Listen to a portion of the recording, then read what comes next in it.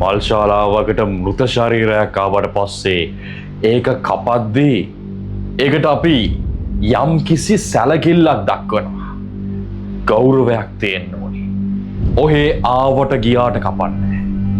ඉතින් අද මම කතා කරන්න හදන්නේ එහෙම ආවට ගියාට හිතු මතේ කපලා ඇතිවෙච්ච ප්‍රශ්නයක් ගැන.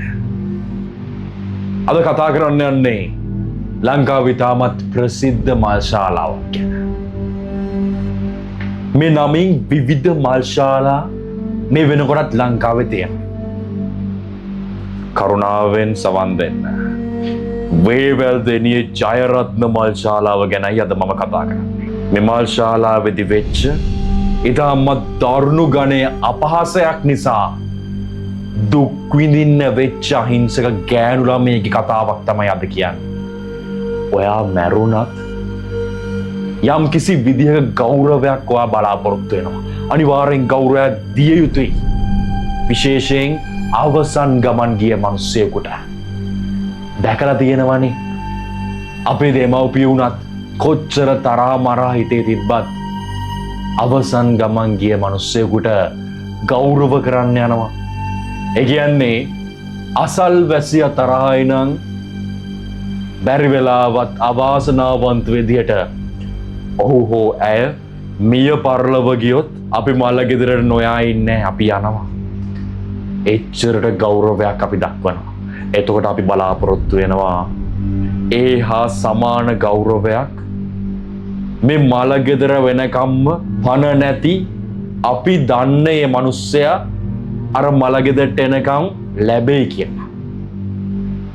රෙස්පෙක්ට් එක, ගෞරවය මරුණට පස්සෙත් වැදගත් වෙන අවස්ථාව. ඉතින් එකතු වෙන්න. මම ෆගැන්ඩු පැරනෝමල් වීඩියෝස් කරන කෙනෙක්, ඉන්වෙස්ටිගේටර් කෙනෙක්, පැරනෝමල් ඩොකියුමන්ටරිස් කරන කෙනෙක්. දැන්ම ජොයින් වෙන්න. මගේ මේන් channel එකට යන විදිය මෙන්න මෙතන තියෙනවා. මේ විදිහට සර්ච් කරාට පස්සේ ඔයාලට මගේ මේන් channel එක හම්බ වෙනවා. මේන් channel එකේ මම විවිධ දේවල් කරනවා. මේ ළඟදී මම මහසෝනත් එක්ක ලොකු අඩව්වක් අල්ලන්න ඉන්නේ. ලොකු එකක්. උග කාලයකට පස්සේ ඉරි අරගන්නවා මම සොහොන් පිටියට බහැලා. ඉතින් එන්න. දැන් මෙන්න මගේ මේන් වීඩියෝස් බලන්න. මගේ මේන් වීඩියෝස් වලත් ඔයාලා ආස කරන විදිහේ වීඩියෝස් අනිවාර්යෙන්ම ඇති. එහෙනම් හෙලිදරව් පොඩ්කාස්ට් channel එකත් එක්ක ඔයගොල්ලෝ එකතු වෙලා ඉන්නේ. අද දැනගමු වේවැල්දෙනියේ ජයරත්න මල් ශාලාවෙන් මිනිහකට වෙච්ච අපහාසයක් නිසා සඳුනි කොහොමද දුක් විඳේ කියලා. ඒකේ ප්‍රතිඵල ඇය අත්විඳ විදිය මම ඒ විදියටම ඔයාලට කියන්නම්. එහෙනම් ලෑස්ති නේද? පටන් ගමු.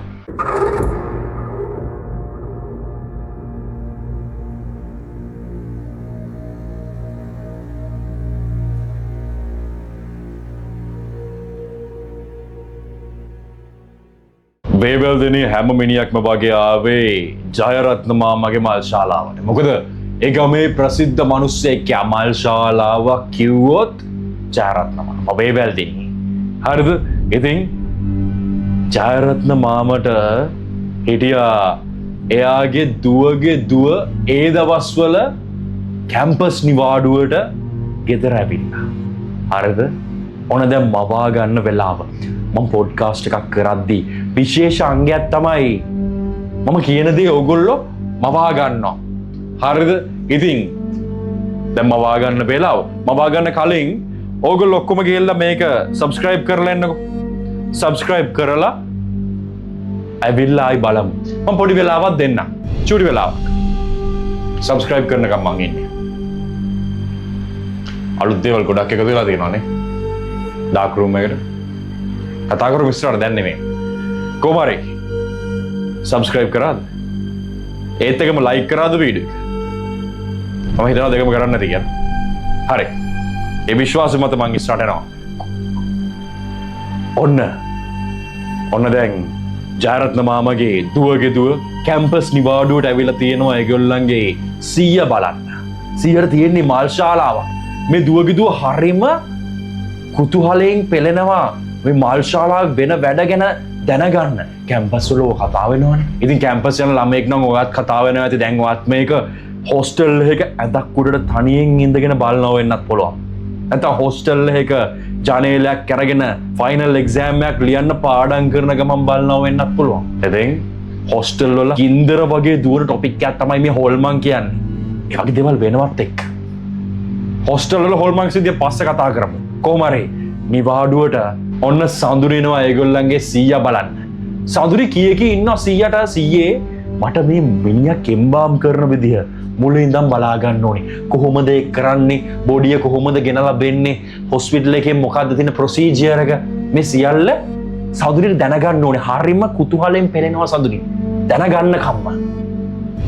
ඔන්න දැන් සීයා කියනවා හරිද එහෙනම් මේමයි අද එල්ලිලා මැරිච්ච මිනිහක් එන්න තියෙනවා. හොස්පිටල් එකෙන් මට කිව්වා. හැබැයි ප්‍රශ්නේ තියෙන්නේ දුවේ මේක රැට එන්නේ. ඔයාට හොඳටම විශ්වාසද ඔයාට මේක බලන්න? ඔයාට හොඳටම විශ්වාසද ඔයාට මේක බලන්න ඕනේ කියලා? ඔයාට හොඳටම විශ්වාසද ඔයාට මේක බලන්න ඕනේ කියලා? ඔයාගේ අම්මා දැනගත්තොත් නම් දුවේ ඔයාටයි මටයි දෙන්නටම මේකට බැනුම් අහන්න වෙනවා. සඳුනි කියනවා නෑ නෑ සීයා ඔයා බය වෙන්න එපා. අම්මා මේවා දැනගන්නේ නෑ. යංකෝ මං එන්න සීයාත් එක්ක. සීයාට තියෙන්නේ පරණ තාලේ AD වැගන් එකක් බොක්ස් ටයිප් එක හර්ස් එක වගේ දිග එක. ඒකෙත් සීයා ඒ කාලේ මිනිහ ඇදලා තිනවා. හැබැයි දැන් පාවිච්චි කරන්න ඒක ගෙදර ඉතින් එහෙ මෙහෙ වැඩවලට දුවන්න අර සාමාන්‍ය වැඩවලට ඕවට විතරයි සීයා පාවිච්චි කරන්නේ. හරිද? ඔන්න සඳුනි යන්න ලෑස්තිය සීයාත් එක්ක. වෙලාව 7:00 විතර ඇති. බොඩි එන ටයිම් එකක් කිව්වා. හොස්පිටල් එකෙන් එක දැනුම් දුන්න පැහැදිලිව සීයාට. සීයාත් එක්ක සඳුනි ලෑස්ති වෙලා වාහනේට නැග්ගා. දෙන්නම හරිම පරිස්සමෙන් ජයරත්න මල් ශාලාවට ගියා. සඳුනි හරි පණ්ඩිතයි. ඒ ළමයා හිතාගෙන ඉන්නේ හොල්මන් කියලා දෙයක් නැහැ. මම දැකලා නැති නිසා මම විශ්වාස කරන්නේ නැහැ. සීයා මල් ශාලාවක් කරන කෙනෙක්නේ. එන සීයාත් කියනවා ඔව් එහෙම දේවල් මම දැකලත් නැහැ පුතේ. මේ පණ තියෙන මිනිස්සුන්ගෙන් තමයි පරිස්සම් වෙන්න ඕනේ කියලා. මල් ශාලාවල වැඩ කරන අය ගොඩක් කියන කතාව මේක. විවිධ පැතිකඩ තියෙනවා ජීවිතේ. නෑ කියන්නවත් තියෙනවා කියන්නවත් අපිට බෑ. හරි අධ්‍යයනයක් නොකර. හරිද? කොමාරි ඕවර් කොන්ෆිඩන්ස් එකක් තියෙනවා සඳුනිට. සඳුනි හරිම ඕවර් කොන්ෆිඩන්ස් එකෙන් සීයාත් එක්ක යනවා. ඔන්න දැන් මල් ශාලාවට ආවා. සඳුනි අහනවා සීයේ අතනද මිනි එම්බම් කරන්නේ? සීයේ මෙතන දැන් බොඩියක් නැද්ද මේ වෙලාවේ? සීයා කියනවා නෑ දුවේ. දැන් නම් බොඩියක් නෑ. දැන් වැඩ කරන ළමයිත් ගිහිල්ලා ඉවරයි. මේ වැඩේ අද මට තමයි කරන්න වෙන්නේ. හැබැයි මං කරනකම් ඔයා ඔෆිස් රූම් එකෙන් වාඩි වෙලා ඉන්න. මේ පැත්ත පළාතේ අඩියවත් තියන්න එපා කියනවා සඳුනිට. සඳුනි නායට අහන්නේ. සඳුනි කියනවා අනේ සීයේ එහෙම ප්‍රශ්නයක් නෑ. මම එන්නම්. මට ඔෆිස් රූම් එකේ ඉන්නවට වැඩිය සීයත් එක්ක ඉන්න එක පරිස්සම්. ඒක නිසා මම එන්නම්. සීය වැඩේ කරන් යන්න. මම පොඩ්ඩක් ඉතින් බලන් ඉන්නම්. සීය වැඩි කැමැත්තක් දක්වන්නේ නැහැ ඔකට. හරිම අකමැති. ඔන්න ටිකෙන් ටික වෙලාව ලඟ. 8:00 9:00 විතර අතර හොස්පිටල් එකෙන් බොඩිය ගෙනත් බාර දුන්නා ජයරත්න මාමට. එයා එතනින් බොඩිය ට්‍රොලි එකට දාගෙන ට්‍රොලි එකෙන් එම්බාම් කරන තැනට අරන් ගියා. එතකොට මේ අරන් යද්දී කවුරුත් නැති නිසා බොඩිය වහන්නේවත් නෑ. ඔහේ අරන් යනවා. ඔහේ ට්‍රොලිය දාගත්තා. දාගෙන තල්ලු කරන් ගියා. මිනි පෙට්ටි හැදෙන හැටි එම්බාම් කරන හැටි මම මේ සියල්ල මේ වෙද්දිත් දාලා තියෙන්නේ. හරිද? මේ වෙද්දිත් මම දාලා තියෙන්නේ. ඕගොල්ලන්ට ඕන්නම් ගිහිල්ලා ඒ වීඩියෝස් බලන්න. හරිද? මේ වෙද්දිත් මම ඒවා දාලා තියෙන්නේ. මගේ මේන් channel එකෙත් දැම්මා. මගේ මේන් channel එකේ කියන්නේ ෆගෑන්ඩෝ කියලා මම වීඩියෝ පටන් ගන්න කලින් කිව්ව channel එකේ. ඒකේ දැම්මා මිනි පෙට්ටි හැදෙන විදිය. මේ channel එකේ මේ වීඩියෝ කලින් දැම්මා එම්බාම් process එක. ඒ කියන්නේ එම්බාම් කරන එක්කෙනෙක් කටින්ම කියනවා එම්බාම් කරන්නේ කොහොමද ඒ process එක. ඉතින් ඒවා බලන්න. ඒවා බලන්න. ඒ වටිනවා. දැනුමට යමක් ගොඩක් දන්නේ නැති දේ ඉගෙන ගන්නවා අපි. හරිද? කොහොම හරි ඔන්න දැන් සියලු දේ සාමාන්‍ය ලෙස සීයා මිනිය ගිනින එම්බාම් කරන තැනට එම්බාම් කරන තැනට ගෙනහිල්ලා සීයා ලෑස්ති දැන් මිනිය එම්බාම් කරා. කොච්චර කොහොම නෑ කිව්වත් සඳුනිට හිතේ චකිතයක් තියෙනවා. හැබැයි පැහිච්ච ළමෙක්. හරිම පැහිලා. දැන් සීයට මෙහෙම ප්‍රශ්නිකුත් තියෙනවා. මේ ගෙනාව මිනිහ ඉක්මනටම දෙන්න ඕනේ. ගෙදර මිනිස්සු හරි කරදරේ. එදා දවසේ 12ට කලින් මිනිහ ඇතුළට ගන්න ඕනි කියනවා. කොහොම හරි ඊට කලින් 100ට වෙනවා මේ මිනිහ එම්බාම් කරන්න. හරිද?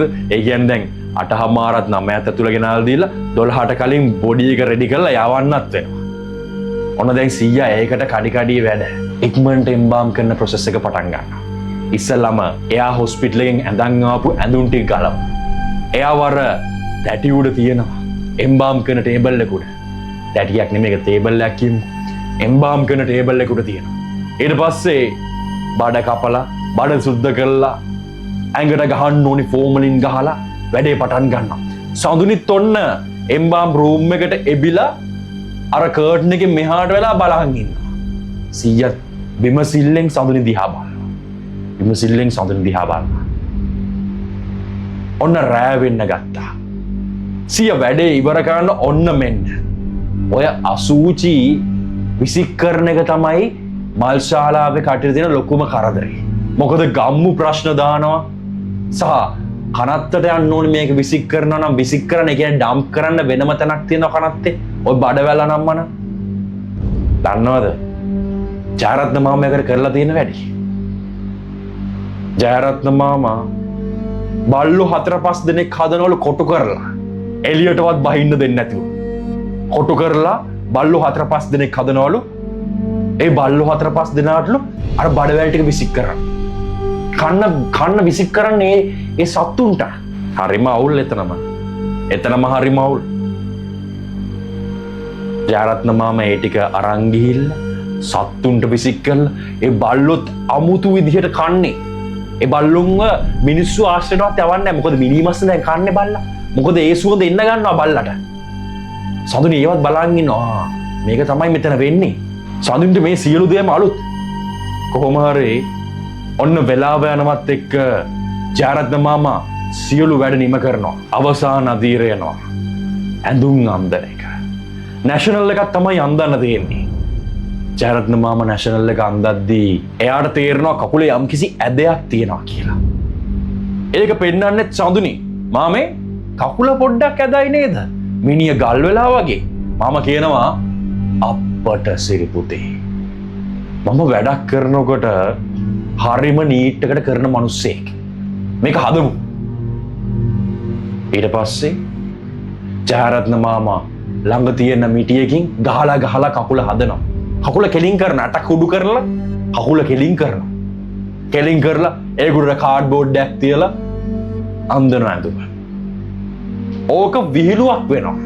සඳුනි කියනවා දැන් මේ මිනිස්සුන්ට එක කකුලයි නේ තියෙන්නේ. තනි කකුලෙන් තමයි යන්න වෙන්නේ කියලා. දෙන්නම hina වෙනවා. දෙන්නම ඕකට හෙන හයියෙන් hina වෙනවා. ඔන්න විහිළුව. ඔන්න ඕක තමයි දුරදිග යන්නේ. ඇයි අපහාසයක් නේ කරේ? එක මිනිස්සු විවිධ කතා අපහාසයක් විදිහට ගන්න. විවිධ බරපතල කතා අපහාසයක් වෙන එක සාමාන්‍යයි. සමහර වෙලාවට සාමාන්‍ය දේවලුත් ඒගොල්ලන්ගේ මූඩ් එකේ හැටියට අපහාසයක් වෙනවා. හරිද? ඕක හොඳට මතක තියාගන්නකො. දෙන්න හිකි ගා hina වෙච්ච එක දැන් අර මනුස්සට එක කකුලයිනේ කියලා. හරිද? මොකද පණ තියෙනකොට කකුල් දෙකම තිබ්බ මිනිස්සෙක්නේ. දැන් එක කකුලයිනේ. ඔන්න ගෙදරින් කතා කරනවා අනේ අයියේ අපිට එන්න වෙන්නේ නැහැ. අපිට පොඩි කරදරයක් වුණා. අපිට එන්න වෙන්නේ නැහැ. අපිට හරියට සූදානම් කරගන්න බැරි වුණා ගෙදර මිනිස්සු අඬනවා හොගාලා. අපි මිනිහ හෙට උදේම ගමු. දැන් 12ත් පහු වෙනවා අපි එන්න ගියොත්. ඒක මිනිහටත් හොඳ නැහැ. අයියේ ඔයාගේ ගාන දෙන්නම්. ඔයා ඔක ඔහෙ තියාගන්න. අපි හෙට උදේම මේක ගිය ඇතුළට ගමු. හෙට උදේ 6 පහු වෙලා එන පළවෙනි පැයේම මේක ඇතුළට ගමු කියලා කියනවා. විවිධ හේතු තියෙනවා මේ එක පැයවලට ගන්න. එයා පස්සේ කතා කරමු. කොහොම හරි ඔන්න දැන් ජයරත්න මාමට තව ප්‍රශ්නයක්. දැන් සඳුනිත් එක්ක ජයරත්න මාමා ආවේ මේ වැඩේ ඉවර කරලා ගෙදර යන්න. දැන් මාර වැඩේ ජයරත්න මාමට ඉන්න වෙනවා මිනිහත් එක්ක. හැබැයි ඉතින් සඳුනිව තියාගන්න බෑනේ. සඳුනි කියනවා මාමේ එහෙනම් මෙහෙම කරන්න. මාමා ඉන්න මම වාහනේ යන්න. ජයරත්න මාමා වැඩියවට කැමති වෙන්නේ නැහැ. ජාරත්න මාමා කියනවා හරි කරන්න දෙයක් නැහැනේ. දුවේ වාට මෙතන නිදිය ගන්න බෑ. ජාරත්න මාමා නම් ඔන්න ඔය පෙට්ටියක හරි නිදිය ගනි. ඒ මනුස්සයට පුරුදු විනි මල් ශාලා කරලා හරි සැපට නිදිය ගනි ඒවල. ඕ. හරිද ඒක නිසා එයාට ප්‍රශ්නයක් නැහැ. එයා අනිත් එක මිනිහත් එක්ක ඉන්න ඕනි. මොකද හේතුව තමයි මිනිහක් ඇඳුවට පස්සේ මිනිහ රෙඩි කළාට පස්සේ ඒක පෙට්ටියට තියලා වහලා දාන්න බෑ. සමහර වෙලාවට ඒකෙන් ප්‍රශ්න වෙන්න පුළුවන්. අර හීට් එකට ට්‍රැප් වෙන්න පුළුවන්. කොයිම් වෙලාවකට අර ලොකු වෙලා මිනිහක් වහලා තියන්නේ නෑනේ. කොහෙට හරි ගෙනියන්න නම් වහලා අරන් යනවා. නැත්නම් ඇරලාමයි තියන්නේ. එතකොට කරන වැඩේ මිනිහ ඇරලා ලස්සනට නිදි කරවලා ඒකට ෆෑන් එක දාලා තියනවා. ඔව්. මිනිහට ෆෑන් එක දාලා තියනවා. ජාරත්න මාමත් එතනම නිදියන්න සූදානම් වෙනවා. ඔන්න දැන් සඳුනි යන්න ලෑස්ති. ජාරත්න මාමා කියනවා පුතේ පන්සිල් අරන් යන් කියලා. සඳුනි කියනවා අනේ සීයේ මට පන්සිල් ගන්න ඕනේ නැහැ මම බය වෙන්නේ නැහැ. බය වෙන්න එපා. සීය පරිස්සමෙන් ඉන්නකෝ. මම දැන් යන්නම්. දැන් ගොඩක් රැ වෙලත් එක්කනේ. දැන් හරියටම 12ත් පැනලා. 12 පැනලා උඩරිම විනාඩි 10ක් 15ක් ගිහිල්ලා තියෙනවා. සඳුනි පිටත් වුණා මල් ශාලාවෙන්. ජාරත්න මාමගේ පරණ වාහනේත් එක්ක. ජාරත්න මාමා එතන මිනිහත් එක්ක ඉන්න තීරණය කළා. ඔන්න කිසි ප්‍රශ්නයක් නැතුව සඳුනි යනවලු. ටික වේවැල්දෙනිය අස්සේ පාරවල් වලින් යනකොට එක පාරට වාහනේ මිස් එකක් එනවා. හරිනේද? බඩුනේ. එක පාරට වාහනේ මිස් එකක් ඇවිල්ලා සඳුනිට සිද්ධ වෙනවා වාහනේ අයින් කළ නවත්තන්න. දුර යන බස් විතරයි යන්නේ පාරේ වෙලාවට. දැන් ඔන්න නවත්තගෙන සඳුනි ඉන්නවා. try කරනවා start වෙන්නේ නැහැ මේවා පරණ වාහන මහත්තයෝ. රේසින් start වෙන්නේ නැහැ එහෙම. පරණ වාහනයක් තියනවා කියන්නේ ඔයාලට full engine scene එක දැනන් ඉන්න ඕනේ. නැත්තම් කේස් එක පාරටම සඳුනිගේ ජනේල ළඟට ඇවිල්ලා තට්ටු කරන මිනිස්සේ සඳුනි ගැස්සිලා යනවා. වයසක මිනිස්සෙක්. පුතේ මොකද වෙලා තියෙන්නේ කියලා අහනවා. ඊට පස්සේ සඳුනි කියනවා අනේ එක පාරට මේ වාහනේ නැවතුණානේ. ඒ මිනිස්සු සඳුනිට කියනවා පුතේ නම් ඔය බොනට් එක අරින්නකෝ මම බලන්න කියලා. සඳුනි අරිනවා වාහනේ ඇතුළේ ඉඳලා. සඳුනි එතකොට නෝට් කරනවා මේ මිනිස්සයා කොරග ගහ ඇවිදින්න. කොහොමරි සඳුනිට හරියට ක්ලියර්ලි බලා ගන්න බැරි වෙනවා. රෑනේ ටෝච් එකක්වත් එලියක්වත් නැහැ. අපි මේ කතා කරන්නේ බටන් ෆෝන් තිබ්බ කාලේ. ෆෝන් වල චූටි ඩොට් එකක් වගේ ටෝච් එකක් තියෙන. මහ ලොකු එලියක් නැහැ. Nokia අර බටන් ෆෝන් එක. ඔව්. කොහොමරි ඔන්න අර මිනිස්සයා වැඩේ හදන්න හදනවා. සඳුනි බහැලා කරලා ගිහිල්ලා ඉස්සරහෙන් ඒ මිනිස්සයා අහනවා මොකද මම වෙලා තියෙන්නේ කියලා. අර මිනිස්සයා නැවිලා වාහනේට එබිලා ඒක හදන්න හදනවා. එතකොටයි සඳුනි දකින්නේ අනේ මේ මාමගේ එක කකුලක් නැහනේ. සඳුනිට හරි දුක හිතෙනවා ඒකට. සඳුනි අහනවා මාමා ඔයා කොහොමද කීලි කරුවක්වත් නැතුව ඇවිදින්නේ? මොකද උනේ කකුලට? අර මිනිස්සයා කියනවා බොනට් එක අස්සට ඔලුව දාන් ඉන්න ගමන් අනේ කකුල වාගේ 100 කැඩුවනේ. ඒ කියනවත් එක්ක සඳුනිගේ මූණ බලනවා මේ මිනිස්සයා. සඳුනිට හීන් දාඩි දාන්න ගන්නවා. එතකොටයි සඳුනි දකින්නේ යකෝ මේ ඉන්නේ අර එම්බාම් එකගෙන ආපු මිනිස්සයා නේද? සඳුනි දුවනවා. වාහනේ දාලා දුවන්නේ. එතනින් යාර සඳුනි කිසි දෙයක් මතක නැහැ. පහවදා උදේ ජයරත්න මාමා තමයි සඳුනිව අවදි කරන්නේ. එයාව ඒ හම්බෙන්නේ ළඟ තියෙන වගාවක ඕවෙටක් ළඟ වැටලා ඉන්නකොට. සඳුනිව ගෙදර ගෙනල්ලා මේගොල්ලෝ වතුර හැම හිලා ඇහැරවනවා. ජයරත්න මාමට බැනුම් කෝටියයි ගෙදර. සඳුනිට හොඳටම උණ කතා කරන්නෙත් නැහැ. දැන් තේරෙනව නේද? අමනුෂ්‍යයෙක්ට වුණත් ගරු කරන්න. ගරු කරේ නැත්තම් ඒකෙන් වෙන්න පුළුවන් දේවල් වල දිග පළල මනින්න යන්න එපා. හරිද? මැරිච්ච මිනිස්සුන්ටත් අද ඉඳලා ගරු කරන්න පුරුදු වෙන්න. අමනුෂ්‍යයන්ටත් එහෙමයි. ගරුත්වය හැමෝටම වැදගත්. එහෙනම් ආයෙත් අඳුරින් ගිලී යන දවසක යක්ෂයා බලවත් වෙන හෝරාවක මං එන්නම් ඔයාලා බලන්න. ඇඳවල්ලට බලලා නිදිය ගන්න. මං යන්න. පරිස්සමින්.